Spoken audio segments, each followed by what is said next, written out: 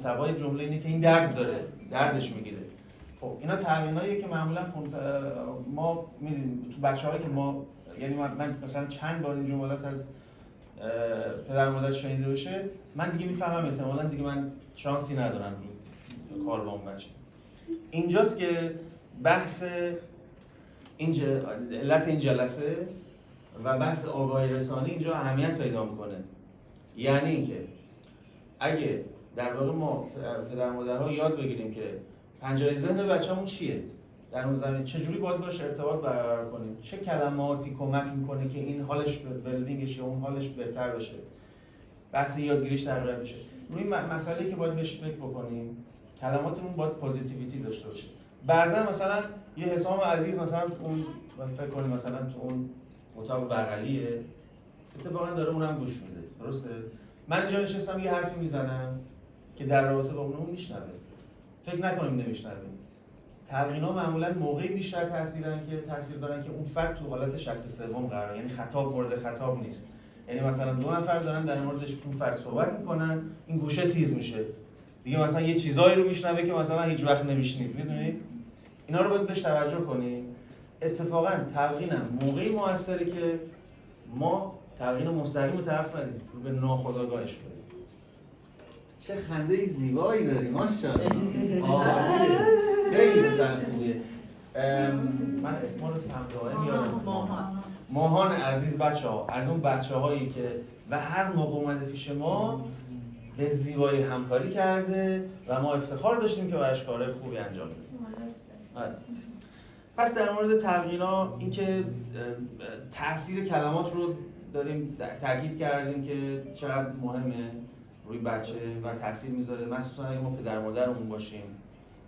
اگه ما یه تلقین موثری رو پیدا کردیم برای بچه‌مون، حالا مثلا اگه همین صحبتایی که من کردم شما یکم دقت کنید، تلقینایی که بچه‌ها جذب می‌کنن رو متوجه میشین.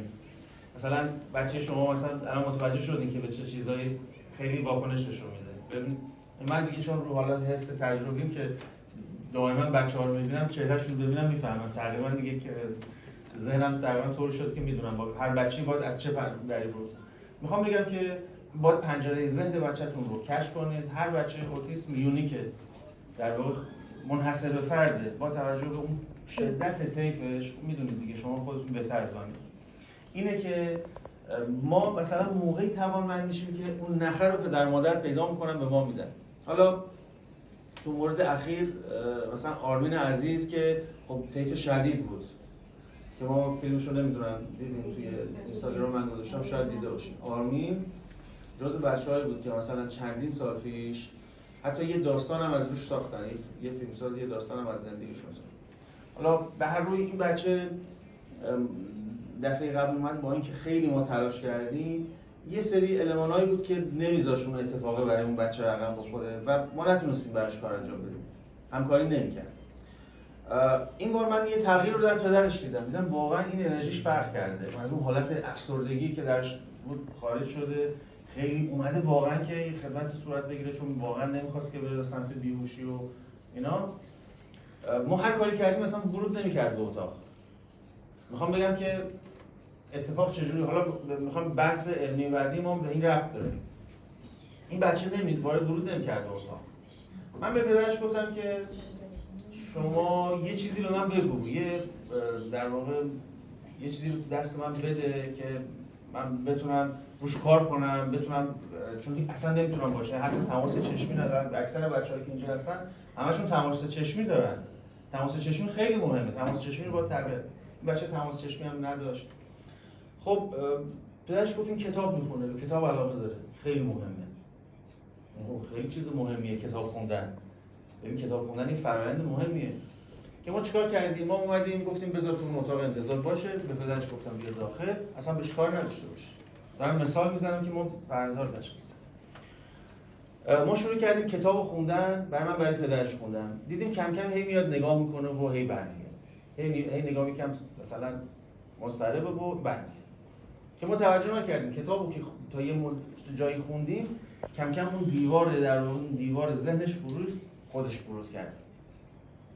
اومد نشست، ما می‌خواستیم گفتم آقا این که الان نمیشه ما براش دندون پر کنیم 100% الان اگه ما اینو به زور بخوایم بگیم تو بیا اینجا بشین دندون پر کن 100% اونم در واقع میره تو حالت اینکه بخواد فرار کنه دیگه اصلا نمیشه کار کرد با زورم که واقعا نمیشه باید واقعا بچه‌ها همکاری که گفتیم آقا بذار ما از اون فضا بیام بیرون ما گفتش آره من 19 سال دارم براش مسواک میزنم و فلان و گفتم خب باشه که گفتیم بذار رو مسواک زدن کار کنیم به جای دندون پر کردن چون مسواک زدن خیلی مهمه بعضا بچه خانواده‌ای هستن بردن برای بیهوشی درسته مسواک نزده سال بعد دوباره برگشته سر همونجا پس مسواک زدن مهمه یاد گرفتن مسواک مهمه ما اومدیم گفتم یه چیزی دیگه یه اطلاعات دیگه به من بده من یه ذره بیشتر روش تاثیر بذاریم که یه خرمایی بود گفت آرمین اگه اینو مثلا کار حرف دکتر گوش کنی من بهت این خرما رو میدم همون لحظه حالا بچه قندش افتاده بود نیاز داشت اون خرما رو بخوره